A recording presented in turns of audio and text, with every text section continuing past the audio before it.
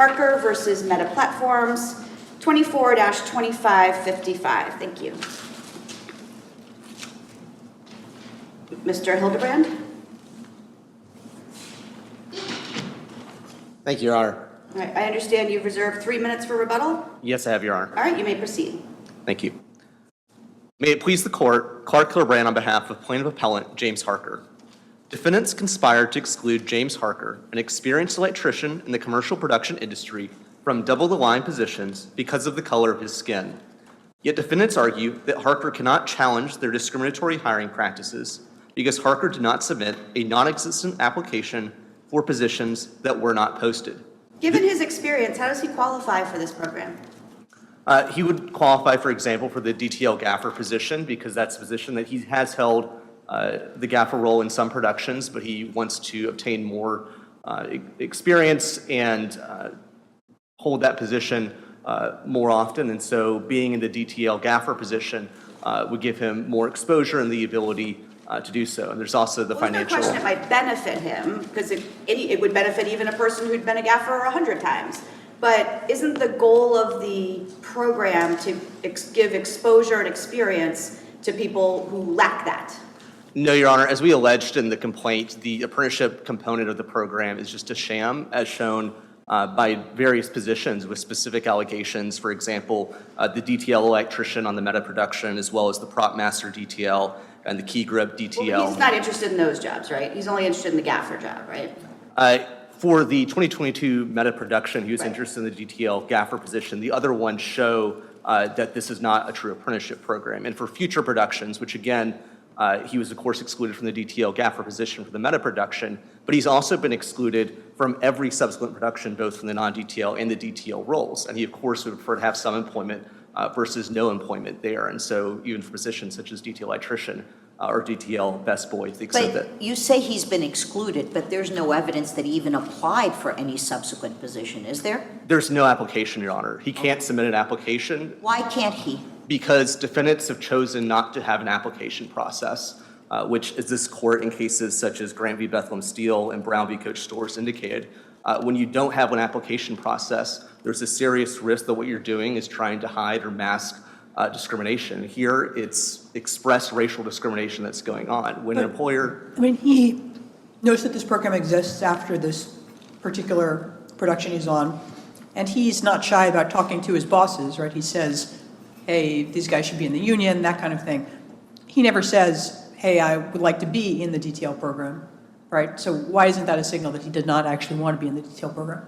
Well, first of all, the way that this industry operates, you don't express interest that just would be irrelevant to the production company's hiring, but also Something Ideal was aware that he wanted to fill electrical positions. There's even a settlement agreement that Something Ideal had entered into with the NLRB that required Something Ideal to offer him electrical positions for a period that extended almost 5 months, even after the Meta production, but he wasn't offered any position whatsoever.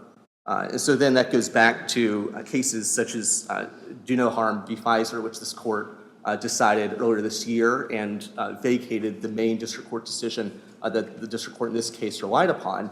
And as the court ruled in that case, when an individual, in that case there was even an application process for a program Pfizer was running that allegedly racially discriminated against whites and Asians. And in that case, the plaintiffs, as this court ruled, did not even need to apply for the program as long as they alleged that they are ready and willing to fill the positions. Yeah, but they were individuals who were qualified, who were qualified for that level position and had expressed an interest in attending and were members of the organization, right? Because it was a standing issue as well, whether the organization could bring it on behalf of its members.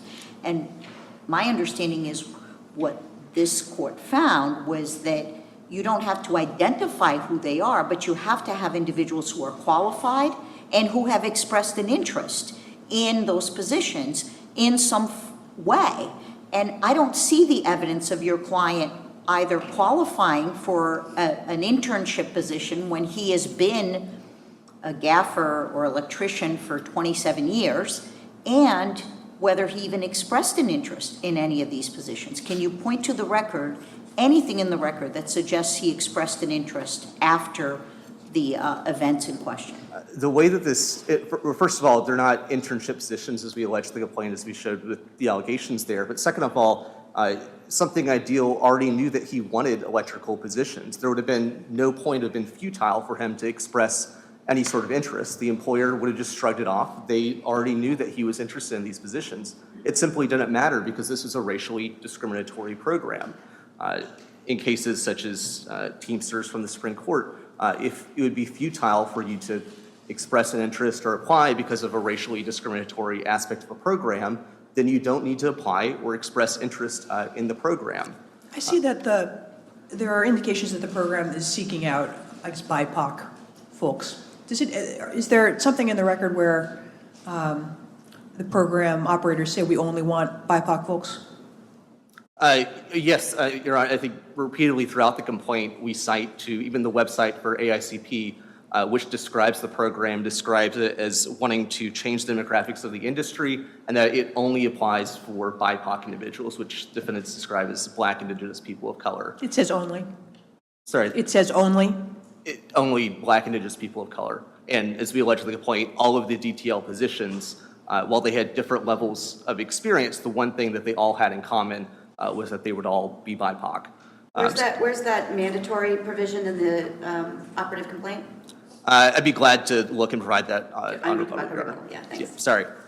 And the Petrosino principle ought to apply here. Plaintiff Harker squarely falls within it. This court, in cases such as Dawson v. New York City Transit Authority, 624 F Appendix 763 from 2015, applied that. And that case was an example of where the individual wasn't seeking a promotion. They were simply seeking a position equivalent to a position that they'd previously held. And this court said that Petrosino is what should apply, and that if it's futile to apply or express interest for a position, then an individual has standing to challenge the program. And the same applies here. Something Ideal was aware that Harker is interested in electrical positions. That's the very reason that they hired him to be the best boy electrician on the production. The idea that he needed to do something more to give an expression of interest is belied by the fact that he didn't need to do so for Something Ideal to hire him as the best boy electrician, which usually would be the second in charge on the production behind the gaffer, which usually there's just one gaffer. So here, Harker would have been, were it not for the racial discrimination of defendants, the logical choice to be considered to be the DTL gaffer, as that ended up being the second electrician in charge on this production. Instead, though, defendants hired an individual that was BIPOC but lacked any sort of experience, wasn't even able to coil an electrical cord, and hired that individual to be the DTL gaffer. For other positions, such as the DTL electrician, defendants hired someone who did have quite a lot of experience in the industry, which goes against the fact it's inconsistent with the idea that this is just an apprenticeship program.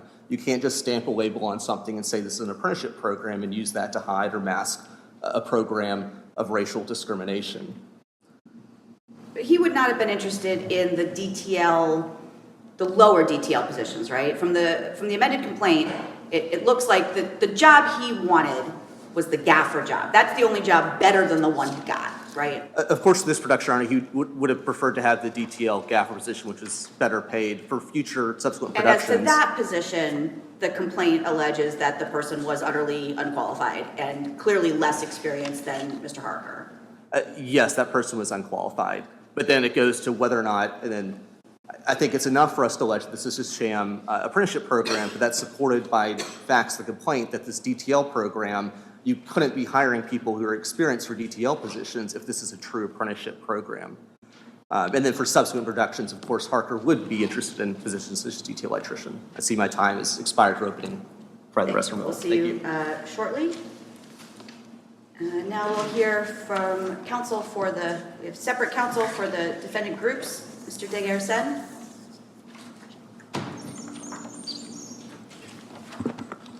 Thank you, Your Honor. May it please the Court. Samir Deger-Sen for the non-employer defendants. This case involves a challenge by a 27-year veteran of the commercial production industry for his failure to be hired as an apprentice gaffer on a single commercial in 2022, even though he concedes that he did not do or say a single thing that would have made any of the defendants aware of his interest in gaffer work. His sole basis for standing is his claim made for the first time in litigation that he would, quote, like to increase his experience as a gaffer. That's the only allegation in the complaint about his interest. And he identifies no case where such a vague, after-the-fact proffer has been deemed sufficient for standing, and I think to hold otherwise would open the door to a limitless conception of standing. So can you, I mean, his view of the hiring process is basically that there is sort of a bank of resumes, I take it, that the employers are aware of the people who have sort of the potential qualifications for these jobs, and there's no application process. So I guess, what is he supposed to do under those circumstances? He's supposed to at least, I think, express some interest in gaffer work. So I think it's clear he's had a long-term relationship or has had a relationship with this employer. He's in regular communication with them. He's worked in the industry for 27 years. So he's clearly had some opportunity to say at some point, and even an informal expression, I'm interested in gaffer work. I'm interested in the general category of this kind of work. But I guess his allegation is that that's totally irrelevant to the way the hiring process works, that the hiring process is just the employer selects from the people it knows about. I don't think he alleges that it's completely irrelevant. I think he says the employer selects from a group of resumes, but I don't think he says anywhere in the complaint that there's no ability to informally express your interest or the employer wouldn't care about that. He said in his reply brief and here today that the employer already knew he was interested. That's not in his complaint. There is no allegation that the employer already knew he was interested. And so, again, this is, I think, a very fact-specific case that's tied to this pleading, and this pleading is really deficient because he doesn't, as the district court said, he doesn't express even an interest in the general category of work. Even after he learns about the DTL role, he doesn't say, I would like a DTL role. I mean, it seems like the way that Petrosino approached this is to say, if there is no formal application process, you are excused from applying. So why isn't that where we are? Well, I think two things about Petrosino. One is, even in Petrosino, the amount of affirmative stuff that the plaintiff did was far more than that. I mean, and the court said the standard in Petrosino cannot be established merely with evidence that a plaintiff generally requested promotion consideration. They have to apply, at least informally, for the specific positions they knew. Yeah, I think were in vacant. Petrosino the plaintiff lost, but it sets out a rule that says if there's no formal application process, you don't have to apply. Well, it sets out a rule that says you do have to informally indicate your interest for anything you know might become available, and that's why she lost. And here he would have known that Something Ideal hires gaffers, and so at some point you've got to informally express your interest. Otherwise, I think their ready and able requirement just drops out entirely, and that I don't think can be right. And I also note that here we have a complaint where even during the litigation, he doesn't have the only thing he says, and this is at A18, paragraph 37 of his complaint, is he would, quote, like to increase his experience as a gaffer. So it doesn't explain how, doesn't say when. He doesn't even specifically tie that to the 2022 commercial. So this, I think, is a uniquely deficient and threadbare complaint, and I think can just be resolved on that fact-specific ground.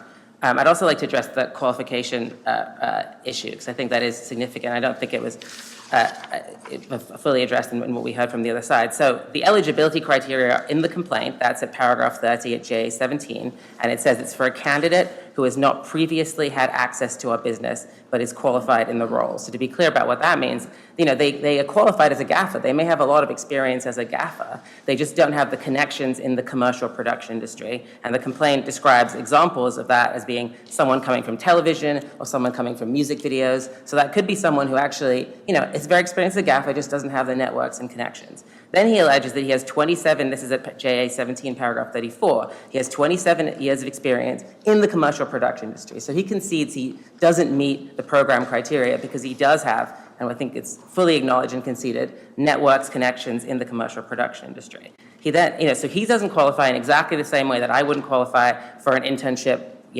program for college students. But he says it's a sham. And he said today, we really specifically plead that. But if you actually dig into the complaint, there are only two relevant allegations. That's on paragraph 61 and paragraph 66. He sets out two people, Beatty and Johnson, that he said had industry experience or, quote, had connections in the industry. He mentioned someone else, which is Jordan, but that person he just says was qualified as an electrician. Doesn't say anything about connections in the industry. So his connections to industry, he just has these two allegations. He doesn't say what he means by industry, so maybe that's commercial production industry, maybe that's generally being an electrician, maybe that's music videos, who knows? He doesn't say how much experience they have. Is extensive 3 months, 6 months, a year? He certainly doesn't allege that they have 27 years of experience like he does. So all that proves at most is that there are two people who maybe shouldn't have been hired, who maybe didn't meet the eligibility criteria, but I'm not even sure it proves that. I mean, I think these people could well have met the eligibility criteria based on these vague allegations. But even if it shows that 2 people out of 7 who maybe shouldn't have been hired doesn't mean that Harker does meet the criteria, or doesn't mean the program is a complete sham, and therefore he would be able to apply, or he should have been able to apply. So I just don't think the pleading is at all sufficient on that. And the last thing I'll say about this is, even if you disagree with us on that, any injury there cannot be traceable to the non-employer defendants. At paragraph 31 of the complaint, this is at A16, he specifically says the production company is responsible for identifying, hiring, and educating the DTL candidates. And so, if he claims there's some problem in the hiring, they're hiring the wrong people, they're not administering the program properly, that has nothing to do with the non-employer defendants. Well, I mean, I think what he's alleging is it's a sham program, right? That actually the criteria are not the stated criteria, it's basically a race-based program. So if you were to take that as true, why are the...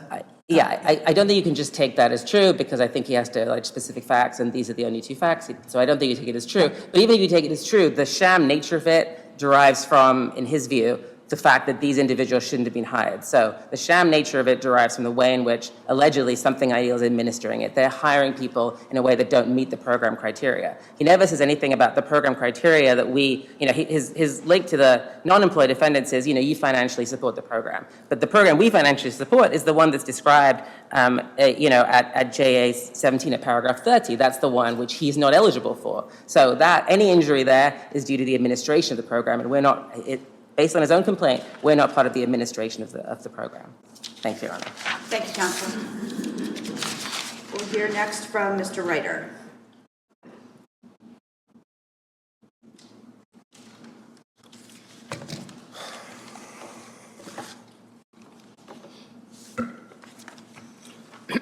May I proceed? Good morning, Your Honors. May it please the court. Counsel, my name is Nicholas Reiter, and I represent Defendant Appellee Something Ideal LLC that does business under the trade name Missing Pieces. Your Honors, we've already heard argument from appellant's counsel, from the non-employer counsel. I just want to, as counsel for the only employer in this case, I just want to bring a couple facts to the panel's attention. This court has held, as Your Honors are aware, that the Petrosino exception is narrow. That means it's the exception. It's not the rule, and it should be applied sparingly. And if there was ever a plaintiff who should not be entitled to the Petrosino exception, it's Mr. Harker. He admits that prior to the Meta commercial, he was a 27-year industry veteran with experience in the commercial production business, including work as a gaffer. He admits he knew prior to the Meta commercial that a gaffer was the lead electrician on a commercial production, which means there's always going to be gaffer work offered on a commercial production. And he admits that prior to the Meta commercial, pursuant to an NLRB settlement agreement with Something Ideal, that my client promised to offer him future job opportunities on future commercial productions. So he knew future job offers were coming from Something Ideal. And with all those facts admitted, if there was ever a plaintiff who needed to engage in the modest act, as this court called it in Jackson Bay, of just raising his hand and saying, hey, you know what, Something Ideal? I'd like to be considered for a gaffer the next time. In this industry, could he have done that, for example, somewhere in the record is the email that says, we'd like to offer you the position that he was offered on that job. Could he, in this industry, would it be acceptable to say, hey, thanks, that's really great. I'm really interested in being a gaffer. I think they say in the email, the gaffer is Bob, or whoever the gaffer is. We're offering you this best boy job. Would it be appropriate and reasonable to say, great, I'll take this best boy job on this one. I'd really like to be considered for gaffer positions in the future? Absolutely. I mean, if by reasonable and appropriate, if Your Honor's asking, would there be any backlash, or would that be considered rude? I mean, that's sort of something that people might do in this industry. I don't know. I've never been in a hiring hall kind of job like that, right? Well, it's not in the record, Your Honor, but I'd submit yes. And I think what's in the record and clear is that there was some kind of a relationship. I wouldn't call it a long-standing relationship, but he had previously worked for Something Ideal. It's not as if the supervisor didn't already have his contact information and vice versa. It's not as if in that email the plaintiff wrote back, hey, who are you, supervisor? I've never heard from you before. And I mean, the importance of the NLRB settlement agreement speaks volumes here. He knew future job offers were coming. I wonder if you could run the facts that you're identifying through Petrosino, because I guess Petrosino says to be excused from the specific application requirement, an employee must demonstrate that, one, the vacancy at issue was not posted, and two, one of the options is the employee had no knowledge of the vacancy before it was filled. So talking about the specific Meta production, I guess I'm looking at it and I'm seeing those criteria as satisfied, despite the facts that you're pointing out. But tell me how you're running it through Petrosino differently. Yes, Your Honor. So I will call it 2A of Petrosino is a knowledge factor. And the knowledge factor is not satisfied by the plaintiff here because he knew that job offers were coming. He knew that Something Ideal employed gaffers. He knew that the gaffer was the lead production. But, I mean, he didn't even know about the Meta production until he received an email saying, do you want to be best boy on this particular production, right? Right, but before that, he admits that he knows Something Ideal employs gaffers, and that Something Ideal promised in a settlement agreement to offer him employment opportunities. So is the question under Petrosino whether it's knowledge of I think the quote is knowledge of the vacancy. Does he have to be aware of this specific vacancy, or is it your argument that in this industry, knowledge of vacancies generally, that they just sort of come up, is sufficient? Because it does say the employee can show he had, quote, no knowledge of the vacancy. And I don't think it's disputed that he had no specific knowledge of this specific vacancy. So we'd have to read that to say, no knowledge that vacancies generally were coming up. Well, I'd submit that Petrosino itself, the facts of Petrosino are instructive on that. This court imputed knowledge onto the plaintiff in Petrosino because the positions at issue were actually already filled. They were just filled by acting managers. And so they imputed the knowledge of the word acting manager to mean that the plaintiff in Petrosino must have known that the positions weren't filled permanently. But doesn't everybody agree the first time he learns of this DTL position at all is when he's working on the Meta production? As alleged by the plaintiff, yes. Although he also alleges that the program is publicly available on the internet. Okay, so that seems like the first time he's aware of a DTL gaffer position, which is effectively the number two, right? Or can be effectively the number two. You're adding in another layer of gaffer after the kind of principal gaffer. The first time he learns that job exists is when he's working on the job. As alleged by the plaintiff, however, in our argument is he was aware of Something Ideal's employment of gaffers, the position he so ardently claims he seeks, and he could have engaged in the modest act of raising his hand, engaging with the employer that he already had a relationship with, that he already had a pathway of communication with, that he knew was going to offer him future work. And he could have engaged in that modest act. And he does not compare favorably to the plaintiffs in Jackson Bay and in Moose Lodge, frankly. So is your point, for example, when he first learns that this person that shows up as a gaffer has no experience, and it's double the line, they put two gaffers, an experienced one with an intern, and he learns about this, and his first complaint isn't, hey, I want to be an intern like that. I want that double the line position. His first complaint is, oh, these people aren't getting their union benefits, right? I feel bad for them. So is it your point that he should have said, hey, instead of being a best boy, I want to be the double the line gaffer? Is that what your point is, that these are ongoing positions and he could have expressed an interest then? Yes, Your Honor. I see my time's up, but if I may be permitted to answer Your Honor's question. Yes, that is one of our arguments, but that's just the beginning, and this relates to the retaliation claim that's alleged against my client.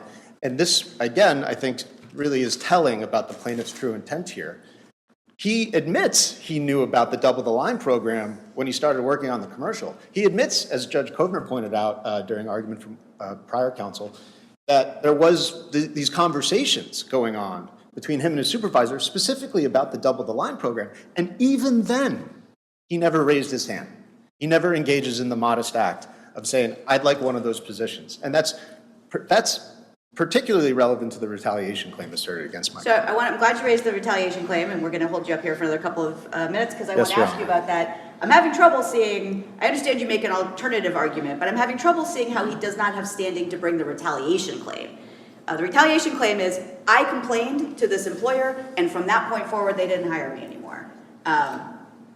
I understand, as I say, you have an alternative argument, but do you wish to defend the dismissal for the lack of standing of that claim? Yes, Your Honor.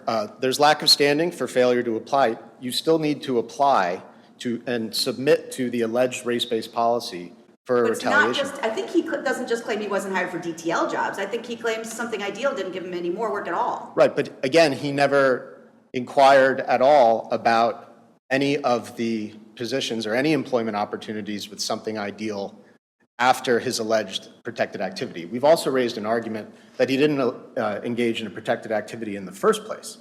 Because as the panel pointed out earlier, first, he has two alleged comments that he claims constituted the protected activities in this case. Nondescript questions that he asked about the program, I think we can dispense with those pretty quickly because it doesn't even allege what the questions But are. one is, he alleges that he informed the production supervisor that depriving DTL employees of benefits owed to them under the CBA was racially discriminatory. Our position as set forth in our brief is that that's not the alleged comment that he actually alleges making. The alleged comment he actually alleges making is that Something Ideal's pay practices, this is paragraph 144 of the amended complaint, that Something Ideal's pay practices violated the collective bargaining Yeah, agreement. but then the next paragraph after that, he says, because the DTL category is defined by race, he expressed to the production supervisor that depriving DTL employees of benefits is racially discriminatory. So he doesn't just say the first paragraph, he says the second paragraph, according to him. Yes, we think the two paragraphs are inconsistent, and that the second paragraph, as set forth in our brief before the court, was his characterization of what he actually said to But this the is a supervisor. complaint. We're not at summary judgment. So he's allowed to, he's allowed to allege what he said, and it doesn't have to be on information and belief because he was there. Yes, Your Honor. So understanding that we're not looking for evidence at this point, we're Yes. looking for, sort of Twombly-Iqbal sufficient allegations. How are those two paragraphs, as my colleague points out, taken together, not sufficient to make that a complaint about discrimination? If the court's, I'm not going to stand up here and say if the court determines that paragraph 145 represents the actual words uttered to the supervisor, that doesn't constitute a protected activity. I know better than to do that before this panel. I will remind the court, though, that there is still an application requirement for a retaliatory failure to hire claim. My client can't retaliate against someone who never applied for the job in the first But place. you guys had an agreement, as alleged, an agreement to hire him for future work, and then you stopped doing it. Well, his recourse then is to allege breach of contract or to file a claim with the National Labor Relations Board. It's not to come before this court under a Title VII failure to rehire claim, and he hasn't done that either. And I think this court can take notice of the fact that he didn't raise his hand even after he knew about the Double the Line program. I mean, that is telling of his real intent here. Why didn't he do it? It wouldn't have been hard. He's already engaged with his supervisor about the program. Why can't he say, hey, for the next gig, I'd like to be considered for one of these Double the Line positions? Thank you, counsel. Thank you very much, Your Honors. We'll hear rebuttal from Mr. Hildabrand. You have 3 minutes. Thank you, Your Honor. First, I'd like to address the express racial discriminatory parts of the program, then address some points, address my colleagues on the other side. First, so the program, as described even and alleged and on AICP's website, is expressly racially discriminatory. At A14, quote, to hire a BIPOC candidate is the purpose of the program. At A24, it's to create opportunities for BIPOC crew members. At A11 to 12, it's to change the demographics of the industry. That's how defendants themselves describe the point. I believe the question was where in the complaint is it alleged that it's only for? I think that paragraph 22 says that the website says they agree to cover the cost to hire a BIPOC candidate to work alongside. So there is some language in the complaint. I see that. I know, I appreciate Judge Merriam answering my question, but I'd like to hear it from you. I'd like to help Your Honor as well. And so at A24, that's where we allege that this was A24, that this was a sham apprenticeship program. And of course, this is a case that's just at the motion to dismiss stage. And under Carter, the court has to accept the allegations as true, and we've pled additional facts, such as the different experience levels of people in DTL positions that would show that this was, in fact, a sham apprenticeship program. Thank you. And then to turn to some of the points raised by defendants, they repeatedly say that, jobs would be coming if you just raised your hand. Where are those jobs? Harker has not been hired for any position, whether DTL or non-DTL, since the December 22 production. Furthermore, it is not necessary, and it's not even how hiring is done at all, that you need to informally raise your hand. That would simply be irrelevant to the practices that are how defendants choose to hire individuals for these positions. Just as Harker didn't informally raise his hand before he was hired for the best boy position on the 2022 Meta production. Furthermore, under Petrosino, using informal means endorsed by the employer is only one of the two options that an employee has to satisfy Petrosino. The other is that the employee only learned about the position after it had already been filled, and that was the case for the 2022 Meta production, where Harker did not know about the DTL program until the production was already underway and the DTL gaffer had already been hired for that production. But why couldn't he express an interest this is an ongoing program. Why couldn't he express an interest to participate in the double the line internship program? There's no method that defendants have provided, formal, informal, to express interest in the double the How about line an program. email to the person who hired him in the first place for the best boy position? It would be, first of all, it would be ignored because he wouldn't satisfy it under the racial discrimination aspects of it. And they've also That's your known. futility argument, right? Right. That she's That's saying, usually- like, again, they've known for 2 years now that he has interest in DTL positions, but they've never hired him for either a non-DTL or a DTL position there. And as well, they knew that he was interested in electrical positions as shown by the settlement agreement, and there's nothing to suggest that he wouldn't be interested in DTL electrical positions as well. Indeed, for the DTL gaffer. It's hard to imagine that someone who has the level of experience he has would say, oh, well, I'd like to be an intern now. It'd be like me saying, I really want to go back to being a law clerk. What I started doing,